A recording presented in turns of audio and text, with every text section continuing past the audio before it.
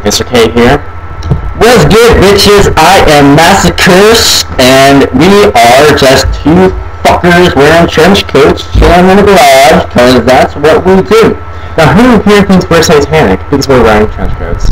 Yeah, like, we can't even go into fucking Walmart without people coming up to us and actually asking if we're satanic or not. And sometimes they won't even ask if we are. They won't even bother to get to know us. They'll just say, you need to go to church. Quite an interesting predicament. If any of you said yes to the first question, get out.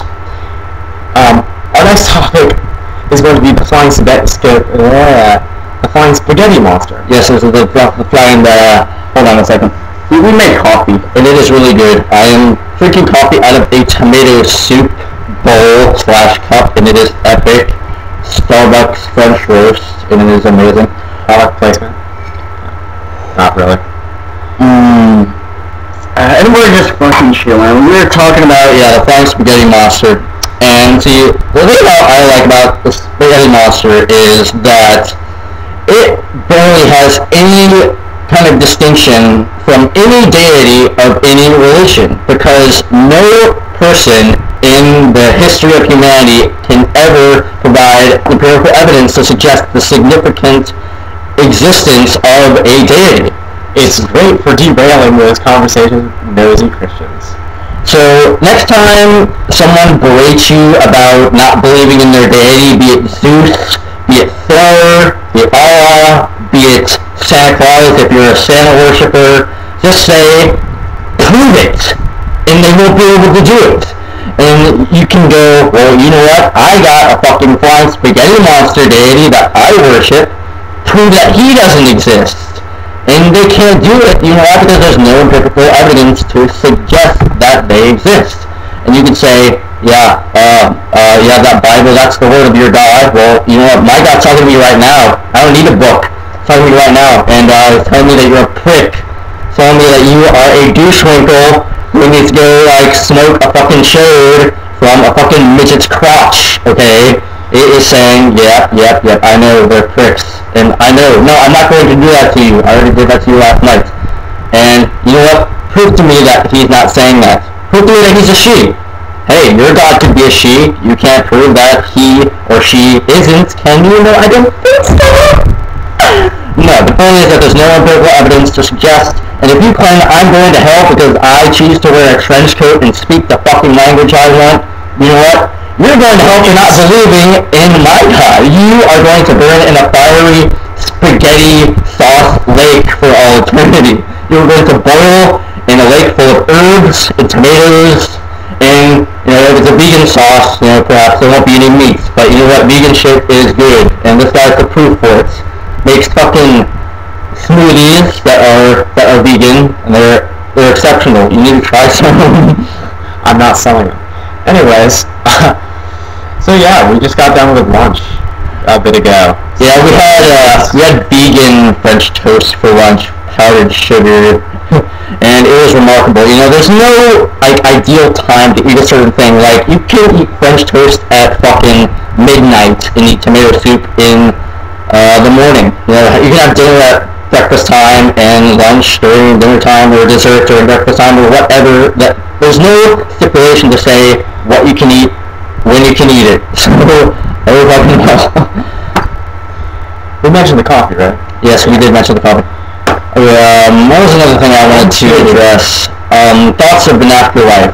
Yes, because we were debating about just what might happen to you after death. Because this is the one thing that seems to persuade people to believe in their deities. Because it appeals to fear rather than intellect and reason. Because people are rather, I don't know, for lack of a better word, desperate to find answers for what might happen to them after death, because they are so afraid of falling into oblivion. Whereas, if you did happen to fall into oblivion, how would that be a bad thing? If you were just simply non-existent when you die, how is that a bad thing? When you're non-existent, nothing even fucking matters anymore. It's not like you're going to be locked away in a dark cavern or closet, and you're not going to be able to perceive anything. I mean, you're not going to be able to perceive anything. but exist. you won't have the consciousness to know that you're dead. So 1 billion years could pass, and it would be just like a snappy. It would be snappy. And we get reborn again, which is where we're going next. We start out non-existent before we're born, and then we go back to non-existence. Exactly. Who's to say we are existent again later? It's just a logical theory. It's just logical theory. You have plenty of logical theories. Well, not really logical theories, but you do have theories. And we, as atheists, we know that you don't know what happens after you die. So we're not going to pretend like we know. We can only develop theories. You say, we know we're going to heaven because we abide by the word of a God, that we can't prove that is the actual word or not.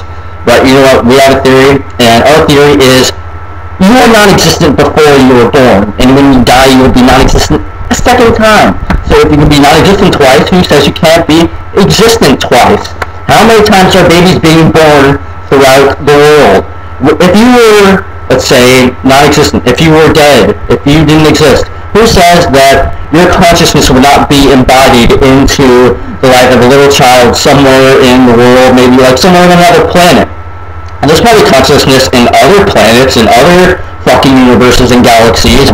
Who says that you can't be fucking conscious and embodied somewhere throughout the universe then? So I'm just saying, don't be afraid of death, because if you can do that, if you can escape the fear of death and have the courage to say, you know what, I don't fucking know what happens to me when I die, I have the courage to just say, maybe I'll just be non-existent and saying goodbye to your memories and your consciousness and everything, well, oh fucking well. Because you know what, maybe that's what makes life so good in the first place. How would you feel if you were going to be immortal and that everything here would always fucking be here? Bored. You'd be fucking bored off your ass. So like, if you're like fucking drinking like, I don't know, coffee like I was just doing now and you were immortal, you'd be like, yeah, so this is just one of many cups of coffee I'm going to have for all eternity. So yeah, pretty good stuff. You need to live as if you're about to die. Like, you could die any second. Not in a sense of paranoia or fear, but not to take shit for granted. And that's what that means. If it's finite, it has infinite value. And if it's infinite, it has finite value. And that's why we don't care about being immortal. We don't care about eternity or anything. We like finite shit, and we're living in the fucking moment. So we're gonna drink this coffee from this awesome tomato soup cup, and it's going to be delectable and spirits, even though I really have no need to. That's what I'm doing right now. So eat shit and die someplace. I think I look with this fedora. I think I look better without. Better with or without the fedora, because like I take it off, kind of looks frizzy because there's like a fan right there. We're in my garage. Yeah, we have to like have got us to wear the trench coats. Yeah, we had to have the fucking fan because we're incinerating beyond belief in this wonderful garage door. I would have made the door backwards, man. It's like Jack the Ripper, man. Anyways, so earlier I was looking up a tab for "Exist" by MassaCrse, an amazing song in my ad. Near the end, there is some minor arpeggio wankery, if any of you are familiar with that. Interestingly enough, the tab writer was tired of figuring out which diminished minor arpeggio. Was it diminished or minor? I don't know. I don't even know. What diminished arpeggio was being played. So he basically read a line at the top that said, I don't remember what it was exactly. It involved wankery. It involved wankery, which leads me to my question. It was very professional of him. What is wankery to you? It seems like something that some British dude would say. Could be British. It's all your bloody little wanker. I mean, like, in Britain, that's like the worst curse word of all time. Like, you call someone a wanker, and you might as well call, like a white person a cracker, a Spanish person a spick, black person a nigger, which there isn't any inherent bad meaning in that at all. I have a lot of white friends who call their black friends niggers, and they're okay with it. Like, white girls, like, a lot, will sometimes be like, nigga, just because, especially the scene girls. Scene girls use nigga a lot. even though they're not fucking black. So it's not reserved to race. There's no harm bad meaning in it. Like, you're gonna see a lot of scene girls, especially the broken side bands. They're gonna be wearing bling, and they're gonna be wearing grills, and like look at the bands for like Dot Dot Curve and like crunkcore shit like that. And you're gonna be seeing a lot of white people using the word nigga and nigger. And all you black people that just don't like it when white people do that, you go ahead and you have your say, because these white people, they don't know what they're doing. But anyway, semantics aside, I was just about to add more to the concept of eternity and immortality. See, if you've seen Dan Cook's DVD of Vicious Circle, he has this little excerpt where he supposedly has this religious debate with an atheist who sneezes. Like, he says, "God bless you," to the atheist who sneezes. The atheist says, "I'm atheist." And all of a sudden he starts questioning Dane, saying, "Oh, well, what do you believe? Where'd you grow up?" And he claims that he was raised Catholic, and all of a sudden atheist just kind of breaks into his beliefs. But he eventually tells him what he believes happens to him after he dies, and he says that his soul goes to heaven, typical Christian belief, and he portrayed this in a very ideally comforting way. He said, "Well, when I die, my family's going to be waiting for me like it's an airport, and they're going to say, 'Hey, guess who's dead, sucker? Oh, come here. Oh, hey, come over here and check this out. Go float over here and check this out.'" So imagine that forever. Yeah, imagine, that ideally comforting dialogue for when you die, just kind of accepting the fact that you're dead and reuniting with your family and shit. But think like you're going to be in this paradise for all eternity. What are you going to be looking at? What could you possibly be looking at for all eternity? Doesn't it just seem kind of, I don't know, pessimistic? I don't want to be looking around at stuff for all eternity, because there's no value in that. Like I said, finite things have infinite value, whereas infinite things have finite value. Just like if you were on Earth and you were immortal, and you were just drinking coffee for all eternity because you're immortal, what if you were in heaven looking at whatever you look at in heaven for all eternity? You wouldn't have any value in it, right? And, when I was a little kid, I always asked my mom about what I would do in heaven. I was like, "Well, what do you do in heaven?" Because I was, so freaked out. I heard, you go somewhere after you die, and that freaked me out as a kid. When I was, 6 years old, so I was like, "Well, what do? Do you have McDonald's? Do you have video games? Do you have Tom and Jerry?" And she says, "No, you're just happy." I'm like, "Well, I don't want to just be happy. I want to watch Tom and Jerry." So all the things that are practically existent here aren't existent somewhere else. And you know what? I just can't really find the comfort in doing that. I'd rather believe that I just don't exist after a while if I don't have my Tom and Jerry. But that's just another concept of finite value and infinite value in finite things. So next time that you hear someone being so optimistic about going to heaven, just think about what they're thinking about and ask them what they think is really going to happen and if it's really going to be worth it. But anyway, we have this other analogy about people who threaten other people for going to hell for choosing to dress the way they want, and the word choices they use. So what was that little analogy that you said about the snake? Oh, yes.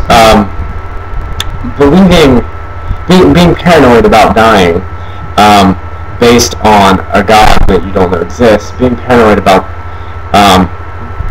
dying and finding comfort in that is shutting yourself in, much like if I came to your door one day and was like, "There's a snake outside, you probably shouldn't leave, it's going to bite you," and then you lived your entire life inside.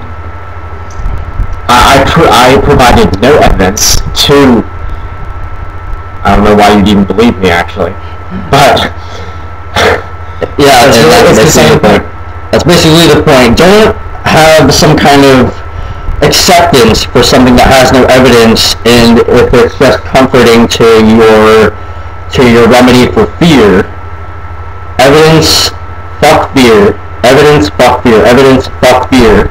You don't know if there's a fucking snake out there. You don't know that there's a fucking lake of fiery spaghetti sauce or a fucking chasm of flame or whatever you think is going to be down there. Maybe you're going to get sodomized by I don't know, some fucking, like, I don't know, what's a really dumb celebrity out there?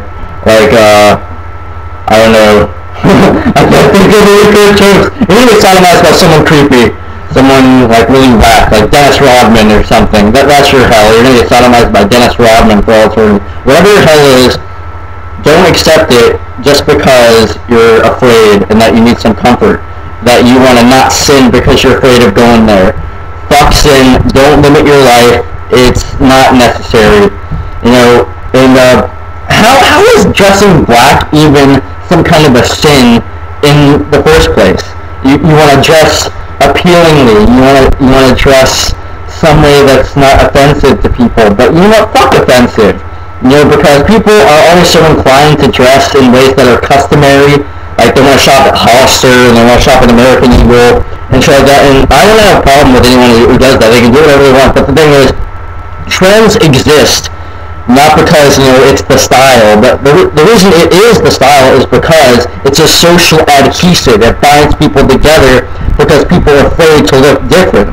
They feel like if they look the same as everyone else, if they look in style, then they won't have anything to worry about. So you know what? Fucking style. I'm gonna shop at fucking, I don't know where I got this. ViolentDelights.com. I got from fucking ViolentDelights.com. It's a British website. You can get your shit at good prices.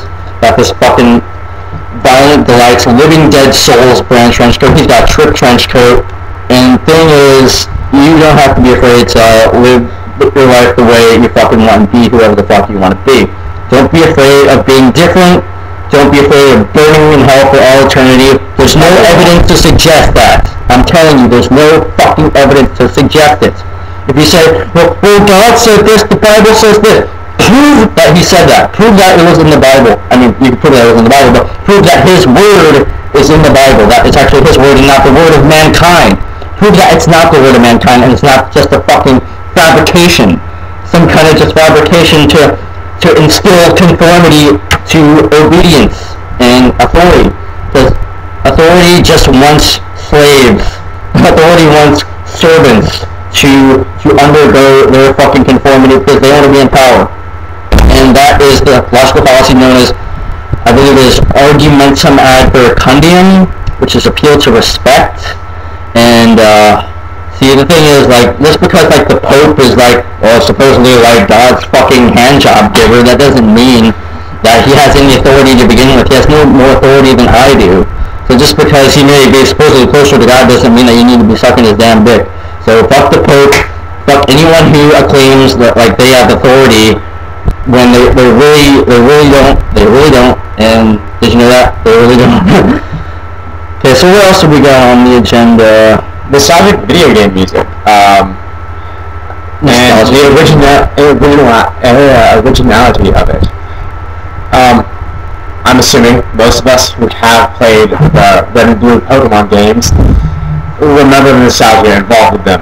The surfing theme, the Game Corner theme, which has come a long way and been remixed very well, I might add, on the DS Pokemon games. And it really brings us to a topic we'd like to discuss, which is originality in terms of video game music. It's original in the sense that it takes what it originally made and reinvents it. It reinvents it every time. So it's original, yet it keeps the nostalgia involved with you being a 5-year-old kid playing on your little boy. Looks like the weather may be getting nasty here in about the